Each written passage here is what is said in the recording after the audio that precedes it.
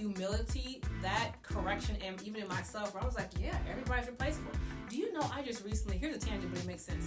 I just recently talked to an 11 or 12-year-old, and I was talking about Michael Jackson, and they listened so patiently. They're so beautiful how they were just a really, really attentive child. And at the end of it, they were like, who's Michael Jackson? What the heck? Is he gone? I thought we had a few more. Is he gone? Is he gone? Michael Jackson is gone in the memory of this child. This child ain't got no memory of Michael Jackson. Who's Michael Jackson? Vapors is what the Bible says. You gonna be, God is not impressed if everybody gets replaced.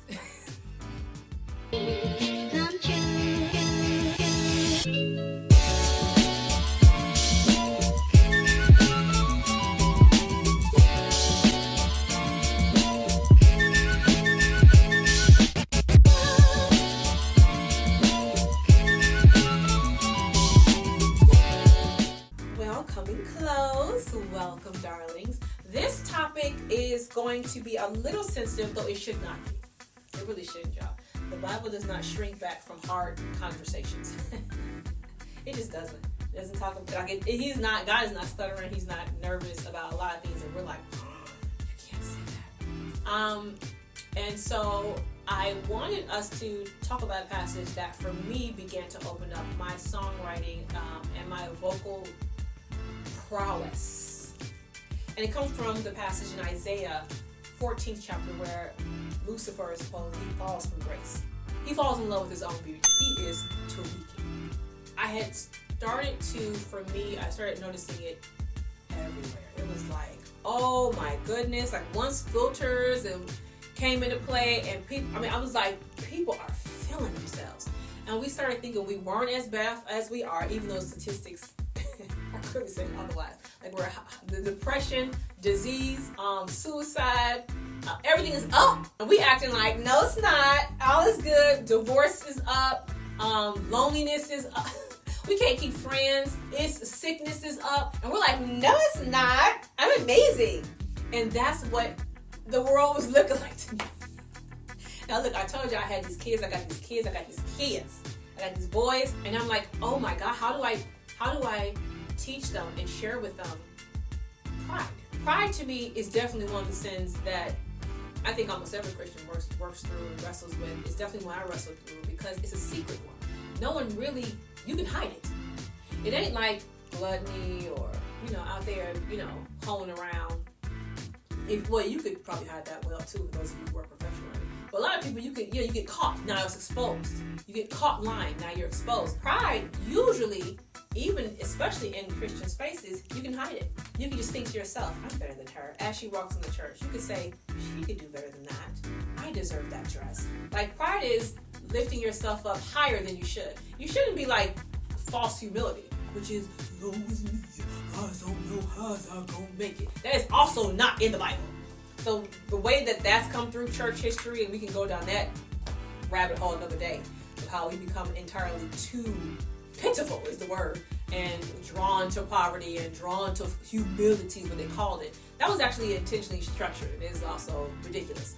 However, swinging the pendulum the other way, thinking more highly of yourself than you ought, is a problem as well. And so that pride was what was driving the choice that Lucifer made to be like, deuces. And that joker was so influential, which is what pride can be. I remember this dude was the first worship leader on stage all day. You can start drinking that juice. It's very hard to not just manage it, it's like deal with it, not like keeping it simmer. You got to remove it. It's hard to do that when you have a lot of people all the time being like, you're amazing. And that's what he was having going on. He was beautiful, and he led everyone in worship, and they would all come to him so that he would lead them before the Lord. And so with this, he was starting to be like, I'm beautiful, and they all bow, and they should bow to me. And it can start to get really twisted really quick. Pride comes in when you're the best in your class. Pride comes in when your kids act better in front of other people than other people's kids. Pride comes better when your body, just because you have great genes, looks better than someone else's body. Like, you can't take credit, but you will. You be like, oh, they just watch what they eat. That's pride. It comes from everywhere. It can come through if you think your eyebrows or your edges are better than somebody else. It'll come through if you feel like your man is a better man than someone else's. Pride can come through if you get a better house than your sister, or you get a better car than your brother. Like, it just be coming everywhere. You can be sitting there right in church, Or right after church. That's really, really good. Looking at what people put on their plate after church, wondering, ooh, it's everywhere. And it's this, I'm better than them. It's not recognizing we all have our struggles and we all have equal value and we just are better at certain things. It can come anywhere at any time. You can be doing good. I swear, like, look guys, I have Vel in my life because I, for the longest, would not just move on putting the content out because I had too much pride about how I had to look and how it had to sound. And I wasn't good enough. My competency in that area was poor. I can sing. I can't make myself look good while I'm singing. I can't make my audio good while I'm singing. So for me, it was a hindrance. And I was like, okay, first of all, I need to humble myself and get help. Second of all, I need to figure out why won't I move when God is calling me to do simply because of the image. And I had to literally talk to my therapist about like, what is going on? It's pride. So it can move you too fast or it can slow you down. Does that make sense? I then have my girlfriend, she is a girlfriend, but she's also fantastic at my social media. It's because I can't be online all day looking at other people's lives because it takes me off focus. I'll go just like anybody else into comparison. She's doing what at what age? Her kids are doing what? She's doing that with the family? Oh, they got a new what? It makes me weird. I don't know how y'all do it. It makes me weird. So I can't even focus on what God is telling me to do because I'm trimming the material, uploading the material, having to do comments about the material, and then also seeing other people's lives flow through when I'm trying to focus on what God is telling me. All of that makes me weird. And one of the reasons why is pride. I want to be really good at what I'm at. I want to present the best that I can. And if I can't, it will put me into perfectionism. It'll put me into procrastination, just like anybody else. And so I set structures up to protect myself from pride. So when I saw this passage and I'm looking at my sons and I can see some of the things you can see young, what your sons might be wrestling with. And I'm trying to figure out, well, how do we address this? Because this is a real thing. It's been around since the beginning of time. You'll murder over pride. You'll gossip and murder somebody's reputation over pride. You'll do some petty stuff that you're like, why am I even acting like this? I wanted to convey this imagery, what's right here in this word, and address some of the reasons why churches feel they're better than other churches, because they're bigger. That is not a reason why you're better. Why friends aren't even really friends. It's just weird stuff happening. And I was like, I would first talk about how she's like, I've got skin like porcelain, you go judging me, you'll go crazy.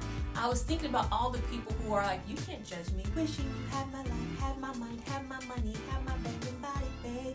All that's pride. I was seeing it in all the artists. I was seeing it in the social world, the celebrityism. I was seeing it with the celebrity culture of pastors. I was just seeing this like, I'm better than you. Everywhere. I was at a mom's group and I was like, are we here to support each other or are we in competition? I couldn't figure it out. It was weird. This is a support group for moms. I had to leave. It's everywhere, right? And this song left off and I was like, I want to talk about how he fell from grace because he fell in love with his own beauty. And how it is okay to be beautiful. The Bible is very clear. I mean, beauty was used through Esther to persuade and influence an entire nation through a king. That beauty ain't the issue. It's thinking you're better than somebody else because you think you're more beautiful than someone else. You think you're richer than someone else. You think you're prettier, you're thinner than someone else. You think you're whatever, more connected and more affluent, or your family's, whatever it is that's going on in your mind, that is impacting your ability to just enjoy your life, be humble, stay content, and stop with all the mess. And that's what birthed this song. Now, what do we want to highlight? Because I know for us, we're always like, well, where did the song come from? And I want you all to do that with yourself. If all your stuff is destructive, if all your stuff is depressing, if all your stuff is heartbreak, what is driving? Like, pay attention to what you're putting out and why we're doing it, right? That's why I wrote this song. So for all those of you who like, you go ahead and DM me or send me, you shouldn't have sang about that. It's okay. Then you take it up with the author. Y'all go to Jesus and say, I literally, the second half of this song, which is what I want to highlight, was literally just reading the scripture, Isaiah 14. It got to the point, Vel will support me on this. It got to the point where I couldn't remember like all the words because I literally just sang the scripture, or I read the scripture. You were the singing of perfection. Where we were like, look, just say the words and then quit trying to remember all these dang on words. I literally plagiarized the Bible. So if y'all got issues, go to this. But she literally did just write about how he had topaz and sardius and beryl and how he was beautiful. And then how God said, I cast you out. All of this is replaceable. And so that fire, that humility, that correction, and even in myself, I was like, yeah, everybody's replaceable. Do you know, I just recently, here's a tangent, but it makes sense. I just recently talked to like a 11 or 12-year-old, and I was talking about Michael Jackson, and they listened so patient. They're so beautiful how they were just really, really attentive child. And at the end of it, they were like, who's Michael Jackson? What the heck? Is he gone? I thought we had a few more. Is he gone? Is he gone? Michael Jackson is gone in the memory of this child. This child ain't got no memory of Michael Jackson. Who's Michael Jackson? Vapors is what the Bible says. You gonna be, God is not impressed if everybody gets replaced. Oh, and just like the people we don't even read about in Alexander the Great, you don't read in public school anymore. Everybody, we will not remember the greats, whether you're evil or you could be whoever or amazing person. Everybody's going to pretty much be forgotten. So that being said, God is not impressed with our gifts, and He's not impressed with the things that we are impressed with. He's like, of course you could do that. I gave that to you. Are you going to use it for me? I gave you that brain. I'll say that. Vale has a brain that I'm like, dude, he doesn't know that he has this brain. Or maybe he does. I tell him all the time. Because he thinks about like a lot of things, and he can see all the angles, and then he can just say it really simply what it is. That's an amazing brain. Well, like when you go around, like for those of you who are apologetic, or for those of you who are like, can decipher hard things, or maybe you're really good at physics or astrology, whatever it is. When you get like high and lifted up about it, God's not impressed with that. He's like, of course you can do that. Amanda, of course you can sing like that. Of course you can coach that. What are you talking about? I did that. He's more interested in how are we going to deliver it to the world where it's blessing them, it blesses you, and it actually pleases Him. That is literally what this is about. And so that's why that song was done. And that's why we sang, like, I don't even know if I kind of sang it. I want you to think through that second part of the song, which is me kind of talking, singing. So there were a lot of dynamics in that song that we played with, and this was inspired by my frustration about just the climate and the temperature of culture and society right now. I wanted to first introduce that I got skin like porcelain. I wanted to introduce that beautiful, seductive arrogance. Then I wanted to juxtapose it to a talking type of, almost spoken word vibe. And then at the end, we get, all I do is win, no matter what, which is the energy that we have right now. I don't care what it takes, as long as I'm winning. And I needed to make sure that ending, the vocals on the ending had a lot of aggression in it. So how did we make that happen with the aggression? Because you can't holler in a track. Well, it's hard on the consonants. All I do is win, or wah. It's a lot of airs, it's a lot of aggression in how you're attacking. Usually, the beginning of each word. Right? You can drop off the ending of the word. All I do. The D is harder, but you don't have so much of a do. Well, it's win. Hard on the W's, soft on the ends. These are all tactics that we use to contrast the softness and the alluring of the beginning of the song, which I know some people have tension with, because you're like, ain't no pastor's wife and Christian supposed to be doing that. Yes, that's what you're coloring the song. You're holding people's attention. If it's not entertaining or if it's not well crafted, you're gonna lose your audience. So y'all gotta work through that. Y'all been doing these slow, boring songs and y'all ain't putting the energy into how do I want this song to flow, and what do I have to do with my vocals to be able to make that happen? It's a I don't know.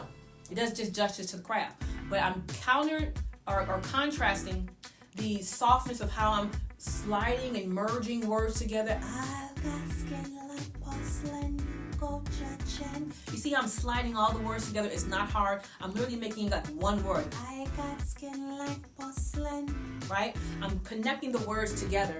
Then I'm doing a spoken word type of depiction on the words that I'm literally just going to read and try and do it I wanted to do it in what's the word when someone's kind of, it's kind of like an intellectual display, like how somebody would read if they were really, really, really smart at Harvard. I wanted to do that type of contrast in the voice, and then go all the way, street on the second half, as street as I can as a woman. Like I can't be, this is the street, it's going to be for me. And you need to take that into consideration too. Like some of y'all are trying to be something that you're not. Like you're never going to get a Cardi B song. It's just not a gift. That's not my gift. Like that's her. She's able to do it.